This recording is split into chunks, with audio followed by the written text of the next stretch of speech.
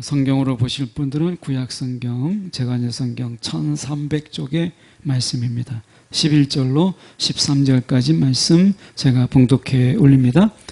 이제 사자의 굴이 어디냐? 젊은 사자가 먹을 곳이 어디냐? 전에는 숫사자, 암사자가 그 새끼 사자와 함께 거기서 다니되 그것들을 두렵게 할 자가 없었으며 숫사자가 그 새끼를 위하여 먹이를 충분히 찢고 그의 암사자들을 위하여 움켜 사냥한 것으로 그 굴을 채웠고 찢은 것으로 그 구멍을 채웠었도다.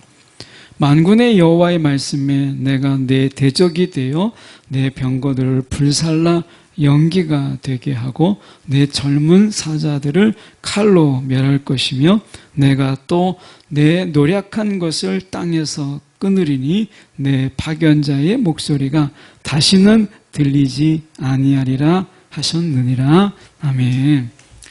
오늘 이 말씀 가지고 내 대적이 되어라는 제목으로 함께 말씀을 나누기를 원합니다.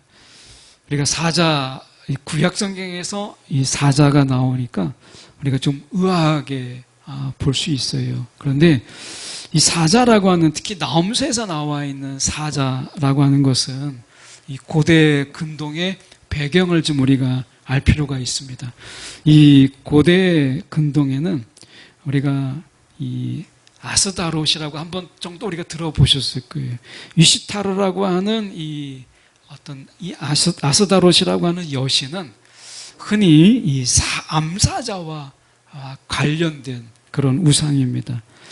어떻게 보면 이 당시에 사자와 연관된 여신상이 있었다라고 하는 것, 아스다롯이 있었다라고 하는 것이 우리가 생각할 때는 의아하게 보이지만 고대 근동에서 우리가 볼 때 인간과 짐승을 가장 위협할 수 있는 그 동물, 이것을 고대 근동에서는 사자라고 보았어요. 그래서 인간에게 가장 위협적인, 모든 짐승에게 가장 치명적이고 위협적인 동물이 있다면 그것은 사자다. 이게 고대 근동에서 가지고 있었던 그런 생각이었어요. 그래서 사자야말로 가장 강력한, 어떻게 보면 대적이 될 수 있는, 위협이 될 수 있는 그런 상징적인 동물이 사자라고 생각한 것이에요.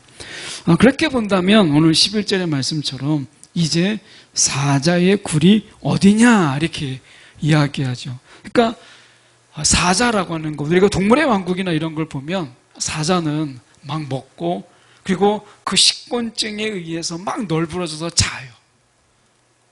그러면 눈치 보지 않아요. 그냥 사자는 자기가 배가 부르면 아무 데서나 그냥 벌러덩 누워서 잠을 청할 수 있지만, 그러나 다른 짐승들은 그렇지 않아요. 먹이 하나를 먹을 때에도, 풀 하나를 따먹을 때도, 뜯어먹을 때에도 다 눈치를 봐요.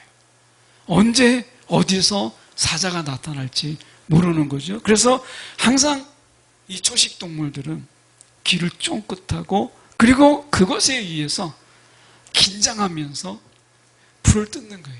우리가 볼 때는 그림처럼 그렇게 평화로운 모습이지만 그들의 모습 속에서는 오늘 죽을까 내일 죽을까 하는 이런 긴장 속에서 그들은 살아가는 거예요. 사자라고 하는 것, 오늘 보면 이 나홈이라고 하는 이 선지서 속에서 니느웨에 대한 멸망이잖아요. 어떻게 보면 아수르가 당시에 제국을 이룰 만큼 굉장히 강력한 그런 나라였어요. 이 아수르는 특히 이 아수르의 왕은 자기를 늘 사자와 비유해서 이야기하기를 좋아했어요. 그래서 그들은 사자들을 존중하고 왕족들을 사자들에 비유했어요. 이런 배경 속에서 나홈서가 이야기하는 거예요. 11절에 이제 사자의 굴이 어디 있느냐? 젊은 사자가 먹을 곳이 어디 있느냐? 너희가 사자라고 스스로 너희를 지칭하며 그렇게 너희가 의식됐던 너희가 이제 젊은 사자가 먹을 것이 지금 먹을 것이 어디 있느냐. 이렇게 이제 이야기하는 거예요. 여기서 생각해 볼 수 있는 게 뭐냐면 이 사자라고 하는 것, 그것이 비록 새끼 사자라 할지라도 우리가 사자라고 하는 것은 두려울 것이 없는 존재예요. 사자라고 하는 것. 세상에서 어디에도 사자를 위협할 만한 것이 없잖아요. 그러니까 그들은 두려울 것도 없고 어느 곳에든지 자기들이 가고 싶은 곳에 다 갈 수 있는 그런 최상위의 먹이사슬 속에 가장 위에 있는 존재죠. 그들에게 있어서 어떻게 보면 모든 것이 자신의 땅이에요. 그런 것이 지금 아수르라고 하는 곳이죠. 우리는 이 시대 속에서 사자를 생각할 때 많은 것을 가진 자, 권력을 가지고 그리고 돈을 가지고 때로는 우리가 세상에서 부러워하는 것들을 다 가진 자들. 어떤 사람이 그런 이야기를 했어요. 와닿는 이야기인데 자기가 세상에서 정말 게으르고 나태하고 그리고 뭔가 마음대로 하고 싶은 그런 게으름, 이런 것을 살기 위해서 나는 오늘을 열심히 삽니다. 이렇게 이야기했어요. 자기의 삶의 로망은 매일매일을 대충 사는 거고 매일매일을 게으르게 사는 거예요. 하고 싶은 대로 그냥 하다가 그냥 너무 힘들면 그냥 퍼져서 자는 이런 삶. 이런 삶을 살기 위해서 내가 오늘은 치열하게 삽니다. 이런 이야기를 했어요. 근데 굉장히 공감이 가잖아요. 우리는 사자의 삶을, 노우는 사자의 삶처럼 살기를 원해요. 아무도 간섭받지 않고 내가 가고 싶은 데 가고 누구도 나를 위협하지 않고 세상에 나를 더 이상 두렵게 하지 않는 이런 사자의 삶을 위해서 오늘을 치열하게 사는 거죠. 로망이에요. 다 우리의 로망이 우리가 사자가 되면 좋겠다. 우리가 가기만 해도 길을 터주게 되고 누군가가 우리를 두려워하고 하는 이런 존재. 내가 겁을 주지 않아도 알아서 겁을 먹는 이런 존재. 영향력이 있는 존재. 어쩌면 우리는 이 세상에 살면서 내가 어느 날인지 모르지만 적어도 그게 빠르면 좋지만 내 노후에는 사자와 같은 이런 삶을 내가 살아야 되겠다. 막연하게 우리는 그런 삶을 꿈꾸잖아요. 이게 아수르가 꿈꾸었던, 이 느니웨 성이 꿈꾸었던 꿈이에요. 우리는 사자다. 이런 거죠. 그러니까 어쩌면 이것은 다른 사람의 이야기가 아니라 우리의 이야기인 거예요. 누가 우리가 나귀 새끼가 되기를 원해요? 나중에 우리는 예수님은 나귀 새끼를 타고 겸손의 왕으로 이 땅에 오셨지만 그리고 십자가를 지셨지만 우리는 한편으로 사자를 꿈꾸고 살아가는 거죠.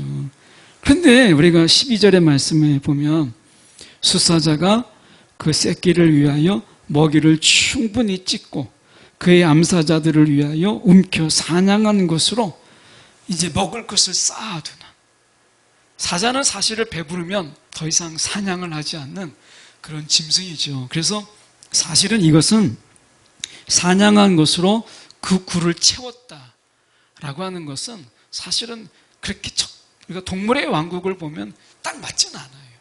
근데 돌아다니는 모든 것이 자기의 먹이 창고잖아요.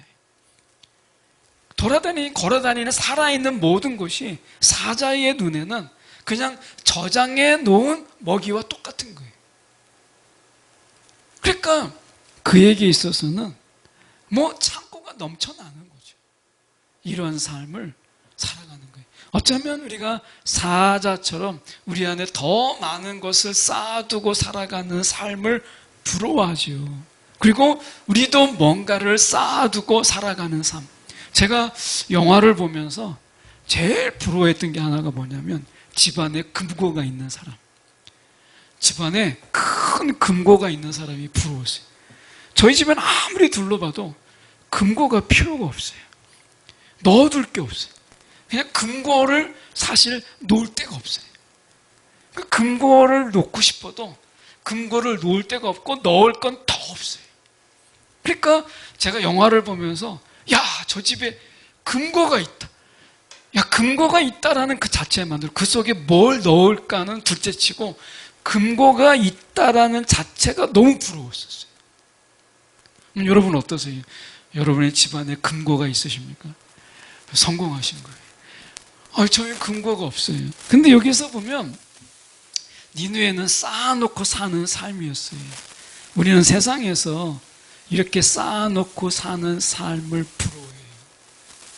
그런데 하나님은 이런 니느웨 성을 하나님이 심판하셨어요. 오늘 그 말씀 속에서 13절을 보시죠. 왜 하나님께서 그들을 벌하셨는가? 라고 하는 것을 잠깐 보면 13절에 이렇게 말씀하죠. 만군의 여호와의 말씀에 내가 내 대적이 되어 아무도 이 아수리의 대적이 될 만한 자가 없었어요. 그들은 과연 이 어떻게 보면 초원의 사자와 같은 그런 존재예요. 그들이 어깨에 힘을 주고 그리고 목에 힘을 잔뜩 주고 그렇게 살아갈 만한 그런 존재예요. 그런데 하나님께서 아무도 그의 대적이 될 만한 자가 없는데 하나님께서 말씀하세요. 내가 내 대적이 되어 내 병거들을 불살라 버리리라. 이렇게 말씀하셨어요. 아수르가 다 성공했는데 한 가지 결정적인 잘못이 있었는데 그것이 무엇이냐? 하나님을 적으로 삼았다는 거예요. 하나님이 대적이 되게 하셨다라고 하는 거죠. 그랬더니 쌓은 것도 많고 쌓아둔 것도 많고 세상에서 한번 그가 포효하면 세상이 다 겁을 먹는 엄청난 힘을 가졌지만 하나님을 대적하고 나서는 그에게 있어서는 이 모든 것들이 아무런 의미가 없더라는 거예요. 그러면 반대로 생각해 보게 되면 아무것도 쌓아둔 것도 없고 아무것도 가진 것도 없고 우리가 소리친다고 해서 누가 귀 기울이지도 않아요. 우리가 맹인 바디메오가 소리치고 다윗의 자손이라고 외칠 때 시끄럽다 이렇게 했던 것처럼 우리는 예수 이름으로 외치면 세상은 이야기해 좀 조용해라, 시끄럽다 이런 소리만 들을 뿐이에요. 아무도 우리의 외침과 선포에 대해서 귀 기울이지 않아요. 사자의 포효 소리는 모두를 잠잠케 만들고 숨죽이게 만들지만 우리의 외침과 우리의 선포에 세상은 조용히 해라 이렇게 합니다. 그 입을 다물라 라고 말하잖아요. 이게 세상이에요. 우리가 아무것도 가진 게 없고 아무런 힘도 없고 우리가 외친다고 해서 세상 사람들이 귀를 기울이는 것도 아니에요. 그런데 딱 한 가지 우리의 삶 속에서 정말 잘한 게 하나 있다면 우리가 예수와 하나님과 친밀한 자로 살아간다는 거, 이거 하나예요. 그런데 문제가 뭐냐? 오늘 이런 친밀함이 점점 약해져 가고 있다는 거예요. 주님과의 이 친밀함이 우리의 진짜 자랑이거든요. 어떻게 보면 사도 바울에게 있어서 진정한 자랑이 뭐예요? 그의 학식, 그리고 내가 정말 로마의 시민권자다라고 하는 이 엄청난 것을 자랑했잖아요. 빌립보 교인들은, 빌립보 사람들은 로마의 특별한 직할 정치를 받고 있었기 때문에, 직할 통치를 받고 있었기 때문에 빌립보 교인들에게 있어서는 우리는 로마인과 똑같은 그런 자들이다. 우리는 로마와 같은 자들이다. 이걸 자랑했어요. 근데 사도 바울은 그 빌립보 교인들에게 이야기해요. 너희는 로마 시민권자들과 똑같은 주의를 가지고 세상을 사랑한다라는 것을 자랑하지 말고 하늘의 시민권자임을 잊지 마라. 이렇게 이야기해요. 오늘 우리의 자랑은 이 땅에 있지 않다라는 것을 분명히 말씀하고 있어요. 예수만 자랑하고 예수 십자가 자랑하고 우리가 자랑할 거 나가 주님과 친해. 이거 하나밖에 없잖아요. 그런데 우리가 이것을 자랑하지 못하고 이걸 어느 순간부터 부끄러워하기 시작했어요. 내가 예수와 친해. 내가 십자가를 자랑하는 것이 점점 우리의 부끄러움이 되고 세상을 흉내내서 내가 세상의 자랑거리를 나의 자랑거리로 삼으려 하고 있다는 거예요. 이걸 세속화라고 이야기하고 이 세속화의 쓰나미가 이미 교회에 깊숙이 들어와 있다는 거예요. 이게 문제죠. 오늘 우리의 자랑이 어디에 있는가를 보면 내가 지금 세상에 속한 자인지 하늘에 속한 자인지를 알 수 있어요. 내가 자랑하고 싶은 게 뭐냐라고 하는 거예요. 여러분 무엇을 자랑하며 사세요? 내가 그걸 자랑하면서 내 안에 자부심이 막 생기고 내가 그것을 자랑하면서 내가 내 삶에 막 열정이 생기고 내 안에 막 힘이 나면 내가 자랑하는 것 그게 내가 살고 있는 곳이에요. 나의 자랑. 내가 세상을 내가 지금 하늘에 속한 자라고 이야기하지만 나의 자랑은 내가 타고 다니는 차를 자랑하고 내가 뭐 하나 이번에 새로 산 걸 막 자랑하고 나의 자랑을 보면 내가 속물이구나. 내가 거룩한 자구나 하는 것을 자랑을 보면 알 수 있어요. 니느웨 사람들의 자랑을 보세요. 그들이 힘을 자랑하고 그리고 세상 속에서 많은 것을 가지고 있다는 것을 자랑했잖아요. 하나님이 그들의 자랑을 한 번에 꺾으시는 것, 내 대적이 되어서 이렇게 말씀하시는 거예요. 여러분, 내가 언제 하나님을 나의 대적으로 삼으셨는가? 아닙니다 라고 말하고 싶지만 우리가 하나님을 대적으로 삼는 가장 가까운 것은 세상을 자랑하고 어느 순간에 하나님을 내가 부끄러워하기 시작하는 것. 이것은 주님을 우리의 삶의 대적으로 삼는 지름길이라는 것을 말씀하고 있잖아요. 말씀해 보세요. 보면 내 젊은 13절에 내 젊은 사자들을 칼로 멸할 것이며 내가 또 노력한 것 그들의 재산은 다 어디서 났어요? 다 노력한 거예요. 남의 것을 훔쳐서 자기 것으로 삼은 것이잖아요. 이것을 자랑한 거잖아요. 내 노력한 것을 땅에서 끊으리니 아무도 이제 아수르를 이야기하는 자가 없게 할 것이다. 이렇게 말씀하셨지. 그들의 자랑을 하나님께서 잠잠케 하시겠다. 이렇게 말씀하시는 거예요. 그런데 우리가 십자가를 자랑했던 사도 바울, 그의 목소리는 더욱더 견고해지고 지금까지도 그의 목소리는 많은 사람들에게 영향력을 끼치는 그렇게 그의 목소리를 크게 하셨어요. 그런데 세상을 자랑했던 수많은 제국들이 지금 어디에 있어요? 아무도 남지 않았어요. 오늘 우리가 이 세상 속에서 하나님과 친밀하게 살아가는 것, 내가 하나님과 정말 가까이 살아가는 이 삶이라고 하는 것이 얼마나 귀한가 라고 하는 거예요. 이게 얼마나 소중한 것인가 라고 하는 것입니다. 우리가 찬양을 드린 것처럼 내가 매일매일 주님과 함께 한다라는 것, 내가 많은 수입이 없어도 내게 많은 것을 가지고 있지 않아도 주님과 함께하는 그 삶이 우리에게서 얼마나 큰 복인가 라고 하는 거죠. 우리가 매일매일 일상을 살아가는데 오늘 주님과 함께 살아가는 그 삶, 주님이 인도하시고 주님이 가고자 하시는 곳에 내가 가는 이런 삶의 모습, 이런 모습과 내가 주님과 동떨어져서 더 많은 것에 호기심을 자극하며 우리의 마음을 채우고 욕망을 채우고 하는 그런 가운데 매일매일 살아갔을 때 그 삶의 마지막 끝은 허무와 공허뿐이잖아요. 오늘 아수르를 통해서 하나님이 말씀하시는 게 뭐예요?